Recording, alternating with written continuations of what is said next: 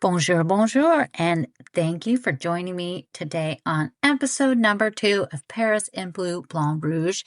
I hope you enjoyed the first episode, all about the imperial crown of the Emperor and Empress of Napoleon III and Eugenie. And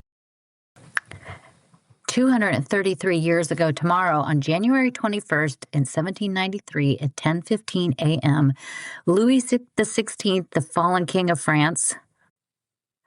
233 years ago, on January 21st, 1793, at 10:15 a.m., Louis XVI, the fallen King of France, walked up the wooden steps in the middle of the Place de la République, and then with a quick release, the blade was dropped and he was dead. Louis was born at the Chateau de Versailles on August 23rd, 1754. Louis Auguste, as he was known, became the Dauphin of France when his father died in 1765 and became the heir to his grandfather, Louis XV's throne at the age of just 11. A young boy, he preferred books, keys, and maps, but found himself getting married at the old age of 15. A lot of times they were married off when they were 12 or 13, so 15 was, middle age back then. In the very early morning on May 16, 1770, Marie Antoinette headed to Versailles. She arrived at 10 a.m., entered the Golden Gates, and was taken to the Queen's apartment to get ready. A beautiful dress that was 2 sizes too small of silver fabric, which was the customary color for the Dauphin to be married in, was waiting for her. Louis XV and his grandson, Louis Auguste, waited in the king's apartment. He was dressed in gold and wearing a diamond-covered habit of the Order of the Holy Spirit. And just before noon, he met his bride, took her hand, and walked through the Hall of Mirrors on their way to the Royal Chapel, built in 1699 by Louis XIV. Her gown and all its jewels shone brighter than the mirror herself. The dress was made supposedly from her measurements, but the seamstress made it 2 sizes too small, and many think that was probably in retaliation because nobody wanted her to be there. In the royal chapel, they kneeled before the Archbishop of Reims, who blessed the rings, and 13 gold coins before Louis placed the ring on her tiny little finger. The wedding was followed by a lavish feast in the Royal Opera, attended by the entire court. Fireworks display was to follow, but was canceled because there was a storm, and was rescheduled for May 30th at the Place Louis XV in Paris. The celebration of the marriage and the fireworks took place before thousands of onlookers. A fire broke out on the scaffolding, sending the fireworks flying into the air and people running in a panic. 132 people died and many more were hurt, and it was a bad omen to the start of the panic and of their life. Place Louis XV was renamed Place de la Révolution, and in 1793, the couple both met their final fate under the guillotine's blade. We know that today as the Place de la Concorde. It took 8 years for their marriage to be consummated and 11 years for the all-important heir to the throne, bringing in much speculation and pressure from both sides of the family. Upon the death of Louis XV on May 10, 1774, the young couple were crowned the King and Queen of France. Inheriting the crown also meant taking on the country's sinking and mounting debt and the resentment of the monarchy. The quiet Louis XIV was more focused on his religious freedom and foreign policy than the plight of his citizens, and wanted to be admired and loved by the people. On October 1st and the 3rd in 1789, King Louis XVI threw a lavish party for the King's Guard and the Flanders Regiment. While the people of Paris were starving and unable to get bread, a lavish dinner at Versailles was their final straw. Before dawn on October 5th, a large group, mostly composed of women, met in front of the Hôtel de Ville. Breaking in, stealing more than 600 weapons, the group marched from Paris. In the pouring rain for over 5 hours, they walked in the mud, arriving at Versailles, demanding to be led into the National Assembly. Their spokesperson, Stanislas Maillard, read the demands for wheat, flour, and to the end of the blockade on the route into Paris. With all in agreement, the order was taken to the king to sign and enact, but it was too late. We could be done with this story, but we know it ends a bit different. Overnight, the crowd gathered outside grew restless after endless hours without any news, prompting the guards to push back. The angry mob rushed the palace, killing the queen's guards and calling out her name through the gilded halls of Versailles.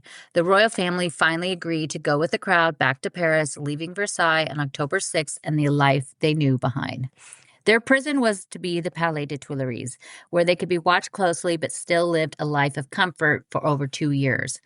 On June 21st, 1791, the King and Queen of France attempted a last-ditch effort to escape from the watchful eyes of the Tuileries. The king had been cooking up an idea for over a year and discovered that the French town of Montmédy, near the edge of Luxembourg, was an area that was still supported the idea of the monarchy.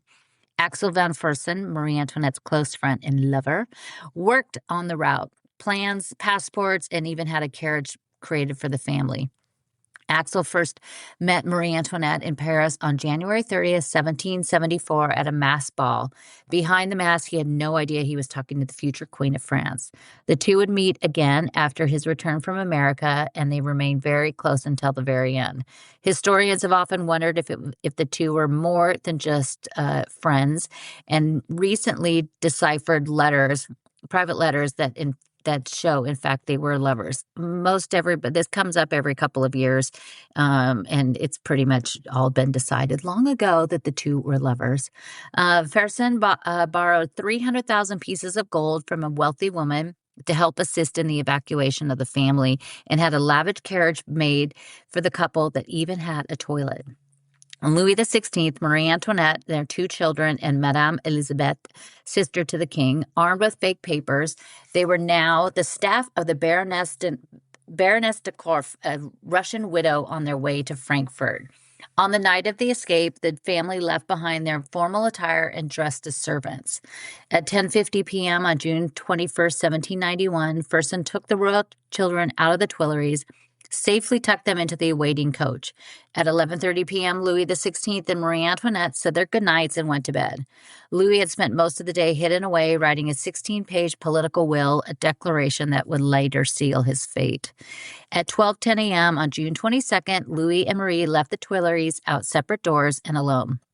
Louis found his way to the nearby Rue de l'Echelle, where his children and Fersen and their governess was waiting. They all found the coach quickly, but Marie Antoinette got lost on the way and arrived 90 minutes late. The distance from the Tuileries today to where the coach would take less than 7 minutes to reach. When the family finally together, they headed to the Quai du Louvre, where the carriage was to meet them, along with a team of loyal soldiers. Although they were already close to 2 hours late, they had to wait for another hour for the carriage to arrive. The delay would cost them immensely.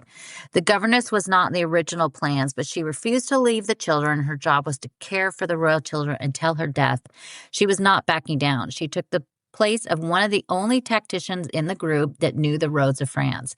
The men chosen for the voyage were each selected for their loyalty to the family, not necessarily their abilities. Another foolish mistake. Fersen stayed with them until Bondy, where they were replaced with a new driver, not to add too much suspicion back at the palace. Along the route, royalist supporters were strategically placed to change out the horses and protect them, but with no way to reach them and close to 3 hours behind schedule, many were fearing the worst. Once on the road, now 3 hours late, they arrived to the Pont de Somme-Valais, southeast Arras, in the Champagne region. At the next town, Montmarais, at 11 a.m., the king was recognized. Meanwhile, back in Paris, at 7 a.m., when it was discovered the family was gone, and all that was left was the king's political will, which enraged Lafayette, who was to watch over them. He immediately let it be known they were gone and issued an arrest warrant. Just before 8 p.m. at Saint-Emilion, Jean-Baptiste Drouet thought the peasant's wife looked a lot like Marie Antoinette. When he saw the profile of the king in the window of the carriage, he knew it was Louis XVI. It matched the 50-note coin in his pocket. As they arrived at Varennes at 10:50 p.m., the riders were not there to meet them. 20 minutes later, in front of the Église Saint-Jean-Goul, the citizens demanded they exit the carriage. At 11:10 p.m., not even 24 hours since their escape, they were arrested. The next day, on June 22nd, the National Guard arrived. They were on their way back to Paris. The route would take 4 days. They drew out so that people could line the route to see them and take him back into Paris. from Chalon de Champigny on the 22nd, Epernay on the 23rd, and Ontemeux for the night of the 24th, but I doubt they were able to stop for champagne and brie on the way.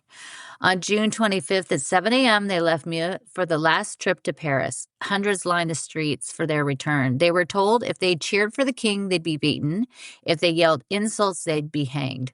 People behaved until they saw the queen, who was always a brunt of their anger, yelling and chasing their carriage down the Champs-Élysées until they entered the Tuileries. Now more closely watched, and their movements limited to their bedrooms and the dining room, while the people outside the palace became angrier and angrier. Had they not escaped, the family would have spent the rest of their life in prison. At 5 a.m. on August 10th, 1792, and just less than 2 months later, it all came to a boiling point. The Tuileries were stormed, the Swiss guards were killed, and the royal family ran for their lives through the garden. More than 1,000 people were killed on this day, the palace looted and the interior destroyed.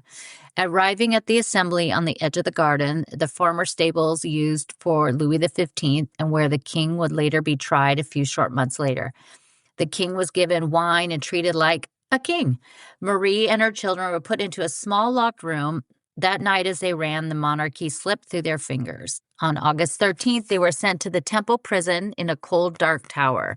The king and his valet, Jean-Baptiste Clary, were separated from his wife, children, and sister, but still able to visit one another. A month later, on September 21st, the monarchy was abolished. On October 1st, just 3 years from the day the lavish party thrown for his guards, it was decided that a commission was established to bring the king to trial and answer for his crimes. The verdict was written before the trial ever began. Louis XVI, now known as Louis Capet or Citizen Capet, faced the wrath and agenda of Robespierre and his terror friends. Not much evidence was found to be used against the king, which of course didn't matter. But in the third week of the investigation, an iron-lined cabinet was discovered hidden in the wall of the Tuileries. His opposition divulged papers showing the king was conspiring with foreign powers and a testament of his guilt. To date, no evidence of this has ever been discovered. At the start of December, the calls for his death began and led by Robespierre. He must die so his homeland could live, Robespierre said. The trial started on December 11, 1792 at 11 a.m. in the Salle de Ménage, where he and his family sought refuge just a few months earlier. Standing before the sham court and accused of the massacre of the Tuileries, betraying his oath to the French people, supporting the priests, and collusion with foreign powers, always claiming his innocence, but still treated with much more respect than his wife would be 10 months later.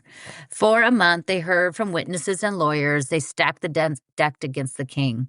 On January 16, 1793, the first votes were counted for his immediate death. 366 people, including Jacques-Louis David, Robespierre, Marat, Camille Desmaisons, and Philippe Égalité, cousin to the king.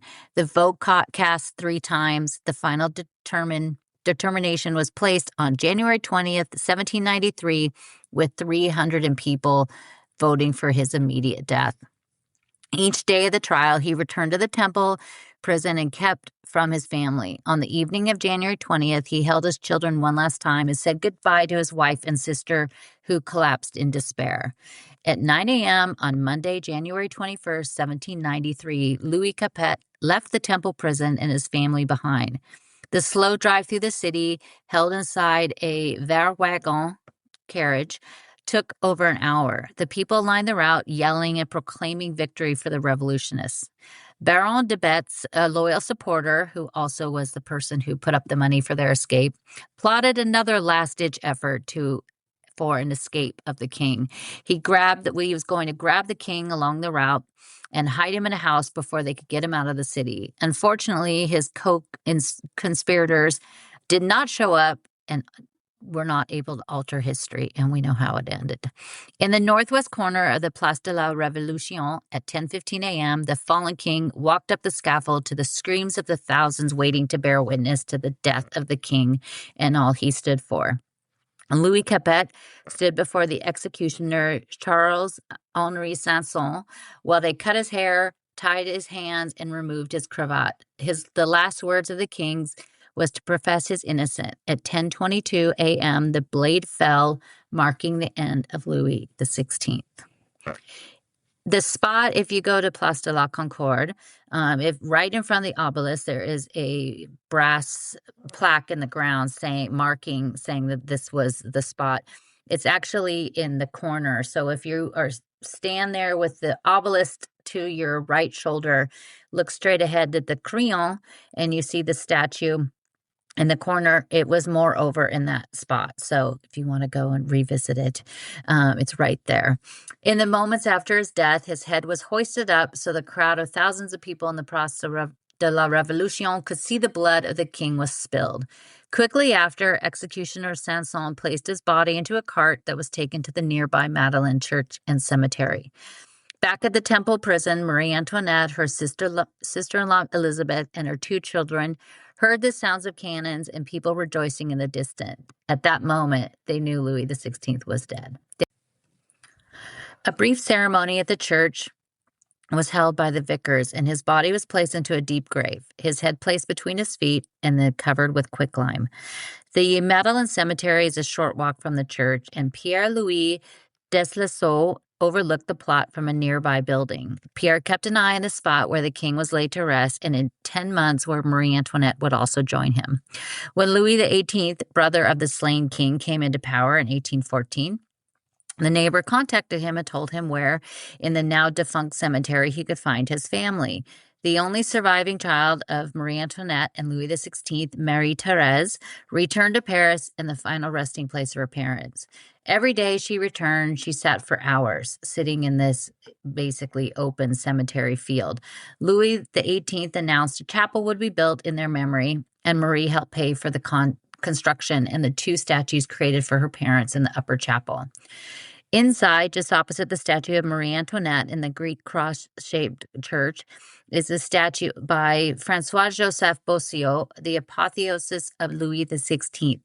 Louis is dressed in his coronation robe with fleur-de-lis as the angel points his way to heaven, and his last will and testament is engraved on the marble pedestal. The most poignant part of this monument is below in the crypt. In a small chapel, a black and white marble altar that marks the exact spot where the 2 had spent the last 22 years in an unmarked grave. A beautiful stained glass window lets in the softest light as you quietly take in the moment and imagine Marie-Thérèse visiting the same spot every day with her parents, whom she lost too soon. On January 18th and 19th, 1850, Madame Elizabeth watched as the bodies of her parents were recovered from deep in the earth.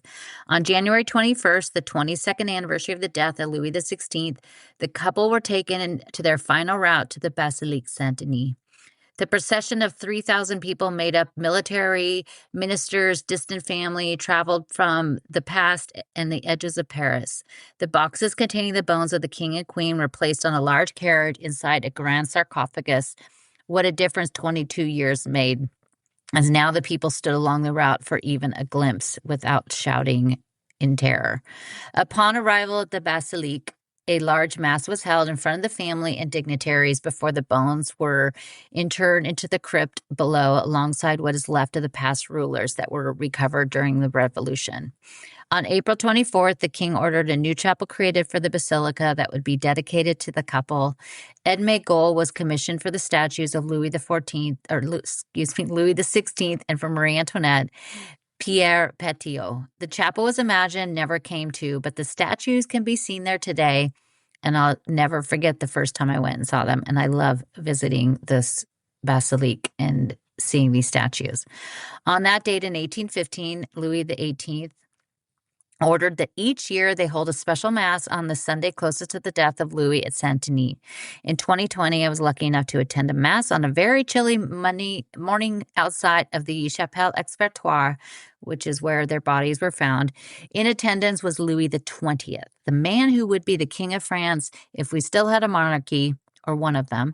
Each year, a mass is held also at the Église Saint-Germain-l'Auxerrois, where the other pretender of the throne and descendant of Philippe Égalité, Jean d'Orléans, who is Le Comte de Paris, is in attendance, and they will be doing this mass again tomorrow in Paris. Since his forefather voted for the death of Louis XVI, I really don't think he should be allowed to be there. And of the 2 pretenders, there's 3. Of the 2 pretenders, Louis XX is the very handsome one. And Jean d'Orléans is not. But it is it's pretty cool to go and see it, but it is very interesting from as a historian and a lover of history. It's an interesting thing to do where you might not completely agree with the views on some things. It is a pretty interesting thing to see.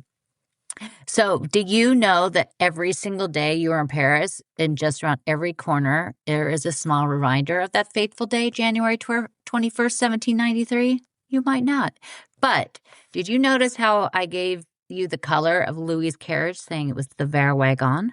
All over Paris, from the benches to the parks to the lampposts to the bouquinistes, they're all painted a very specific color, and that color is Vert Wagon, and it's the same color of the carriage in the last transport of Louis XVI to his death. It's a little bit of an odd reminder, but the color also blends into the trees and the bushes in the park. And now you know, but it is rather interesting that that is the color, but that is Vert Wagon, and that is the official color of all of the quote unquote furniture in the city. When you visit Paris, there's many of these spots that you could go and see on your own, or contact me and I could take you on a private customized walk throughout the streets of Paris, pointing out all these wonderful little places that you could visit. And also when you're visiting Paris, I'd like to always give you a little bit of a tip of what you could do when you're in Paris. And whether it's your first time or it's your 10th time, hopefully you're visiting a few of our amazing museums. There's, of course, the Louvre, the greatest museum of all. And there's also the Orsay, but there's numerous small museums that are rarely on the list for first-time tourists. Depending on the style of art that you like or your interest, there's a little something for everyone. Say if you like the Orsay and you like Impressionists, then the Musée Marmottan Monet is a great place to go and visit. Also, the Orangerie is a wonderful one that blends a little bit of Impressionism. Plus, you also have you have Picasso, Matisse, and some other artists. So it's a little modern with the Impressionism. There's so many great ones, and I'm happy to assist and plan your time in Paris with those in mind. And everybody does it a little different. Sometimes if you're me and you want to go in there and you will spend 3 hours in one room reading every little thing and taking a million notes and pictures and doing research, or there's the people that will walk into a museum, want to see the big things, and walk out within an hour. I don't understand that, but I'm happy to help you plan your time in Paris. A few of the other great small museums that have to do with Louis XVI and even Marie Antoinette. The Musée Carnavalet is the City of Paris museum. They have a lot more about the last days of Louis XVI and Marie Antoinette, and they have paintings. They also have some of the items that were in their cells in the Temple prison. That is a free museum. It's open Tuesday through Sunday, and it's absolutely amazing. It's huge. It goes from basically Roman times all the way up past and into the Romantic period, and even a few things that go to the Second Empire, but not a lot. Another one is on the edge of the Place de la Concorde, the Hôtel de la Marine. It's a building that has witnessed the revolution and the end of more than 1,000 people during the Terror and the guillotine. It was also the epicenter of the liberation of Paris at the end of World War II. It's open every day, and it comes when you go to visit, you also get a fantastic GPS audio guide headphones. They are so great, and it kind of gives you a little rundown of the building, how it used to be the Mobilier, which is where they stored furniture for the palaces, and then it became the Office of the Navy. That's where the name comes from, Hôtel de la Marine. But it's also a location that in September 1792 that the crown jewels were stolen. Those ones we actually got back, most of them. And then, of course, the Chapelle Expiatoire, which is now the small chapel. And when you go there, it is really great. The hours and days they're open depend on the time of the year. Right now, it's only open a few days of the week and only a few hours a day. But if you come here in the busier time, you could go. Nobody goes there. I think in all the times I've been there, I've maybe seen one or two people there. It's really great. And the first time I went there and walked down to the cell, when I saw the cell where they were held. It was really overwhelming, and it just really made me very sad. So that is another great place to go. And right now, for the Hotel de la Marine, there's an amazing exhibit of the dynastic jewels, and they are pieces that came from England, and there's even a few pieces that used to be French crown jewels, and they are stunning. And I'm going to do a whole bunch about that and do some videos in there because I just literally was aghast the entire time. So I also wanted to give everybody a little update on the theft. So we, on Sunday night, they released a video that was played on French TV, on a TV show called C'est à Huit. And it was the first time that we saw the camera from inside the Galerie des Palais from when the theft happened. And two videos were released, and I have them saved on my Instagram in my highlights. So the very first highlight, if you go to Claudine Bleu Blanc Rouge, it says Louvre Heist, and click on that, and the videos are saved in there. And it was, I didn't, I still am kind of, I don't even know what to call my reaction when I saw this. It was gut wrenching. It just was very upsetting to you see in one of the videos. They actually cut the glass. You see them on the inside, the camera's on the inside, and you see the glass come popping out from the street side, and they jump through the window. You see this, and then they run towards the first case. You see them cutting into the case, and then they cut like a big rectangle in it, and they couldn't get into it. And so they started punching it and jamming their shoulder into it, where they did push through it. And this is at the case with the Eugenie jewels. They cut into it right in front of the bow brooch. And he just manhandles these things, just grabs them and throws them into a bag. Well, his buddy wearing the black motorcycle helmet is at the other case. He's having a hard time. So thief number one in yellow comes over, and he starts breaking into it, and they get it. And you see them just grabbing, and he almost misses the other sapphire earring, and you see him keep going and going, and they were very rushed. Again, remember, this was 3 minutes and 52 seconds from the time they cut the window to the time they were back out the window. Not very long.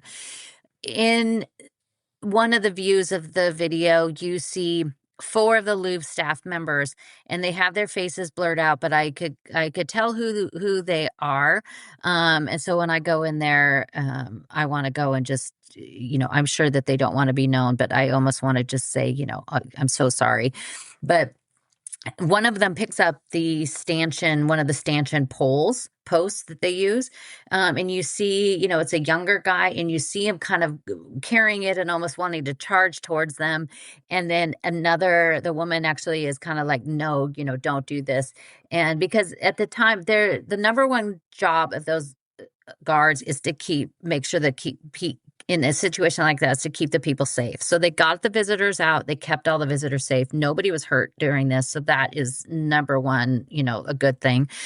But they're not trained in security like this. So I've had so many people sending me messages going, why didn't they do anything? You see them there, but that's not what they're supposed to do. A friend of mine did say, why didn't it, at the same time they were doing that, take some of that stuff, take some of those and maybe even a stool and throw it in front of the window or do something. There's normally a chair there, but I didn't see it it looks like the chair wasn't there, but there's a big, very hefty wood chair that's normally not for a guard to sit. Like, they should have done something to make it really difficult, to buy some time to get out. But it's easy for us to say after the fact. But they did grab the jewels. You see the guy with the yellow vest drop some things inside. It's kind of hard to see what it is that he dropped, but he grabbed them. And then they escaped. And so we know that they dropped the crown of Eugenie. But what we were told before, which is interesting because this actually counteracts what we were told. We were told before that there was a slit in the glass, that there was the glass did not break, that there was only basically a fine dust of glass on the ground. And when you see this video, that's not true. The glass is like safety glass. So, if you broke a car windshield, or when a lot of times they do sliding glass doors with that safety glass. So if it breaks, it kind of breaks in chunks. That's what it looks like this glass was. So there is chunks of glass on the ground. So the fact that it was just dust is not true. And they actually pushed the whole thing in. So we were told originally that they crushed the crown, and then because it's sitting on like a little like wire, stand, crushed it and then pulled it out. But there's a huge, a small child could crawl into this hole. So that was a little bit different from the earlier reports we heard.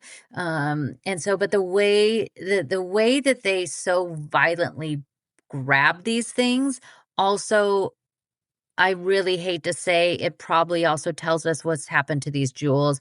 They obviously weren't taking them in a way to keep them nice and pristine because some collector wanted to sit around and wear them, which is what I would want to do. But they were, just grabbed with such violence and just shoved in these bags. It definitely is probably that they are going to be taken apart and sold off, if not already. We also had heard that the investigation are this week, starting last Wednesday and going for 8 days, so going until the end of this week. The four that have been arrested that were there, so they have all four that were a part of it that day, are sitting before an investigative judge, and they're getting questioned every single day. And the things that they've released so far to us is that the investigation had figured out with these war phones, they call them, we would call them burner phones, that they were able to track them to this parking lot as two different parking areas, an underground parking lot, and then also a like parking shed behind an apartment. It says all in the Aubervilliers area of north of Paris. And in the underground parking lot, they actually saw on the camera where the two of the thieves actually opened up and were passing the jewels back and forth to each other. They didn't have all the jewels, so it sounds like they probably were separated between the two, because two of the guys were in the van and then two guys were in the motorcycle. The motorcycles went to the shed. And they also think that maybe these jewels were actually hidden in these parking spots for a few days after the theft, because one of the guys kept coming back to the van every single day. They would wave around a wave detector, like getting to see if there's cameras. And when they figured out there was a camera, then they covered their face and got the heck out of there. But they also found a key in one of the gentlemen that was arrested in his pocket, and it went back to what used to be a bicycle lockup in the basement of a building. And in that, they found a whole workshop with a workbench that had saws. It had signal jammers, signal detectors, a special thing that detects if it's real gold. So when we were told before that these four, actors, thieves that they'd arrested were all arrested in the past, they all have a record for kind of smaller crimes, that these guys maybe were just kind of the bumbling, idiots that kind of went in to rob it. But now with some of this evidence, they're thinking, well, maybe they knew more, they weren't just, these dummies that got off Craigslist. So I'm hoping we get more news out this week. In other news of the Louvre, they renewed their strike again. They did not open on Monday. Philippe Jost, who was the gentleman that took over for General Georges Alain of the Project of Notre Dame, we were told in December that he was going to be brought in at the beginning of January, and he was going to basically work at the museum for 2 months, work within the offices, and he was going to put together a big report by the end of February, kind of taking on as like project management to say, these are the problems, this is what needs to be done. But all mention of that has disappeared. He and his camp are being mum about the fact. The Ministry of Culture isn't saying very much. And so, it was like, was that just put out there to kind of, pacify people? There's been so many things in this from the Louvre side that are just like things are throwing out like, oh, we're immediately going to get somebody in charge of security. This is 3 months ago yesterday that this theft happened. That still nothing has happened with that. So there's just a lot of questions. And honestly, after seeing those videos, which you have to watch, I think it's never been clear what point of action that they need to take in this. And hopefully they get something done quickly, because somebody needs to take over and make sure that everything's moving in the right direction, because the staff, it closed yesterday. They are still striking. This is the third time they've been closed just this month. And, they've closed once in December. They've been opening later. If you were coming to Paris anytime soon, and you really want to go to the Louvre, I would say buy tickets for the weekend. They don't strike on weekends because it's not going to get the attention of the big bosses that they want. So buy your tickets for Saturday or Sunday. Avoid the beginning of the week. Mondays, they're closed always on Tuesdays. Wednesdays, it seems like every week, Monday they've closed, Wednesday they've opened late, Thursday they've opened late, but not as late. And so if you want to kind of try, definitely for the weekends. The last couple weekends I've been going in and I walk right in, and sometimes some of the rooms will be closed. What I wanted to go do to look at the last will of Louis XVI that's done on this beautiful piece of silk, which I'll post a picture on my website, ClaudineHemingway.com. I couldn't get to it. I mean, I've seen it before, but I wanted to see it again because I was doing the research, and I couldn't get to it because it's a part of the museum not a lot of people go to. And when they're short on staff, they're not going to open those areas. So that's my another big tip is right now, if you want to go to the Louvre, just buy your tickets for the weekend, and make sure you could, that's way most likely you'll be able to get in, and try to avoid Mondays, because it seems these days that Mondays just aren't going to work. But thank you guys so much for joining me and getting all of the news of Louis XVI and the theft and everything else that's going on at the Louvre. And join me next week for another fun and interesting episode. And if there's something you want me to research, and I know, Susan, and I will do one about those pretenders. And we'll do that one soon. It's on my list, I promise, Susan. But if there's another subject you want to know more about, send me a message. You could do that on my website, ClaudineHemingway.com, or Claudine@ClaudineHemingway.com.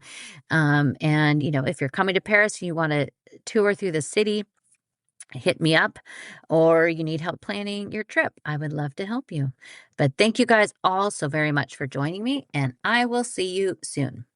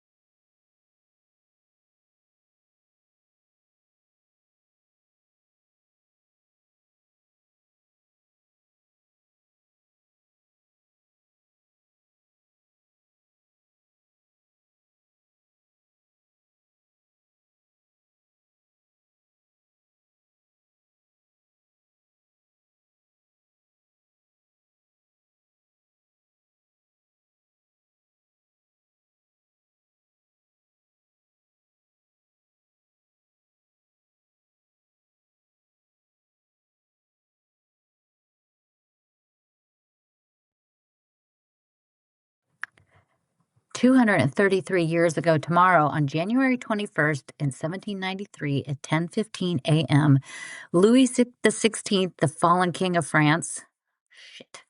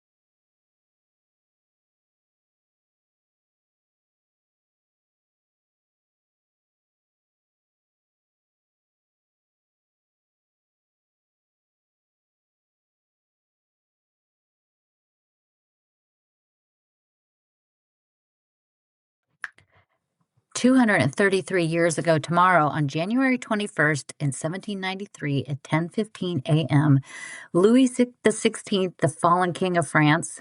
Shit.